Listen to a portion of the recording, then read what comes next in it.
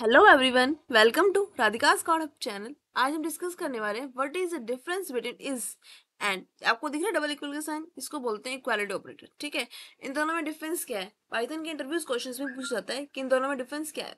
तो जो हमारा ये साइन बना हुआ है इक्वल इक्वल का, इसको बोलते हैं equality operator. The equality operator is use to check whether two objects have the same value not. ये बताता है कि जो ऑब्जेक्ट की वैल्यू है वो सेम है कि नहीं है। एग्जांपल भी दे रखा है मैंने, ठीक है।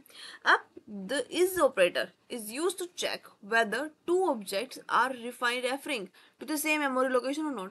टू जो इज ऑपरेटर होता है कि वो रेफर कर रहा है सेम मेमोरी लोकेशन को या नहीं कर रहा है। ठीक है, ये देखिए एग्जांपल से ए लिया हमने, बी लिया, अब सी इक्वल है ए, तो यहाँ पे चेक कर रहा है कि इक्वल का साइन करके इक्वालिटी है कि नहीं है ए और बी में। तो ट्रू, ए और बी में इक्वालिटी है।